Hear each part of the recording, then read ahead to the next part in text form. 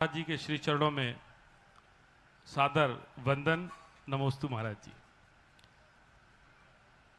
मन की मृग मारीचिका महाराज जी जिस प्रकार से भ्रमण करती रहती है, उसमें कहीं ना कहीं वर्तमान प्रदेश में देखा जा रहा है, चूंकि हम लोग राजनीति और समाज सेवा से जुड़े व्यक्ति हैं, राजनीति का धर्म हो या धर्म आधारित राजनीति हो, और धर्म के जो सिद्धांत हैं कहीं ना कहीं आज पूरी 140 करोड़ की आबादी इस देश में है। निश्चित तौर पर मैं मन में शंका यह है कि धर्म की वास्तविक परिभाषा क्या है। विभिन्न पंथों में बटे हुए इस देश में कहीं ना कहीं एक वास्तविक धर्म की आवश्यकता है। देखो, आपने बहुत अच्छी बात की। राजनीति का धर्म और धर्म आधारित राजनीति, इसके भेद को हम कैसे समझें। और आपने मुझसे पूछा है कि धर्म का सर्वव्यापी स्वरूप क्या होगा। मैं तो एक ही पंक्ति में उत्तर दूंगा, धर्म क्या है जहाँ अधर्म नहीं है।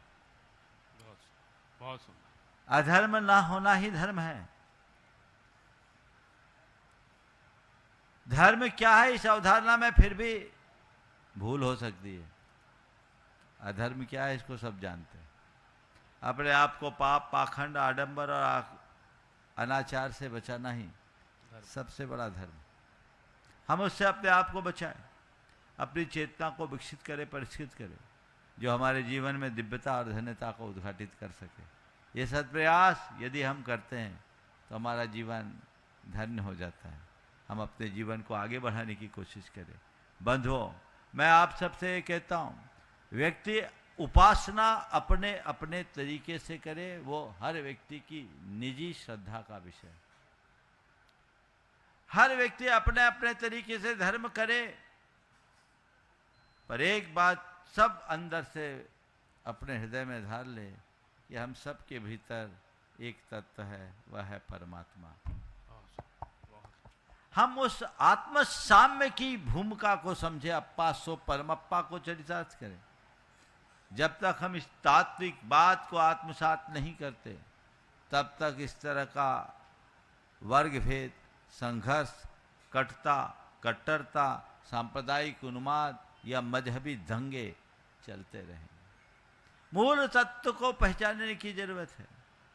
हम पर धर्म सहिष्णु बने, असहिष्णु नहीं। आज ये राजनीति है वो घोर असहिष्णुता की अभिव्यक्ति है।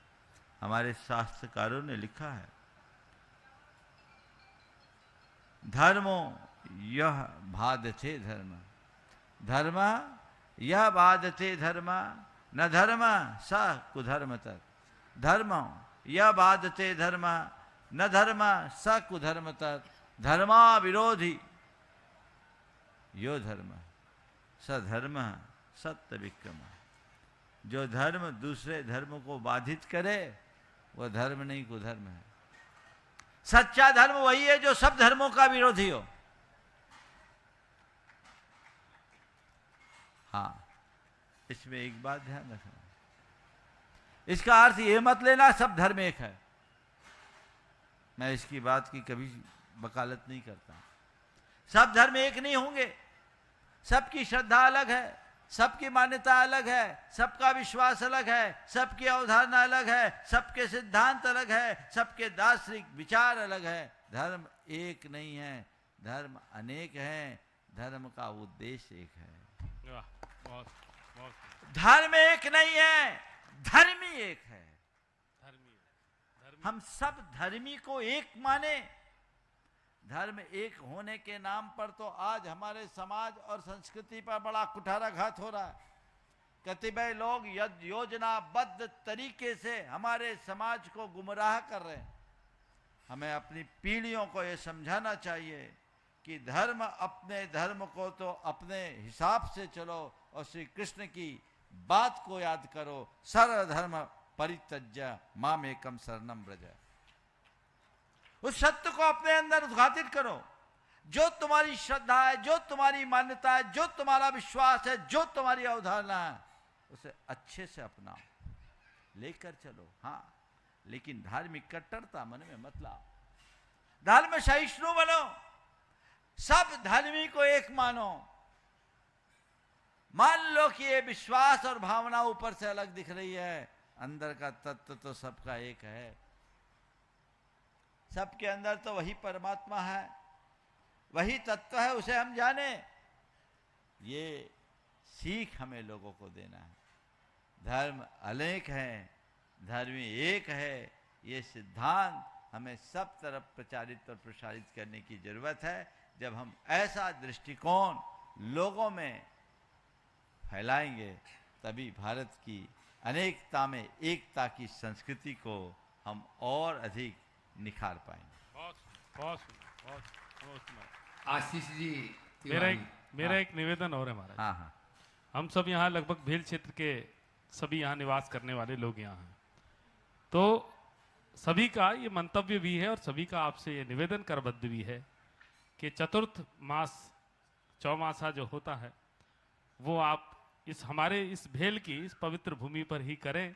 ये हम सब का आपसे करबद्ध आग्रह है और हम अपेक्षा करते हैं कि आप हम सब की आशाओं को पूरा करेंगे। ओह, देखिए भावना तो अच्छी है, पर मैं आप सबसे कहूँगा कि भेल क्षेत्र में चातुर्मास करने की बात तो आप कर रहे हैं, करिए, पर मैं आपको एक जिम्मेदारी के देना चाहता हूँ। पहले भेल को भेला तो कर लो।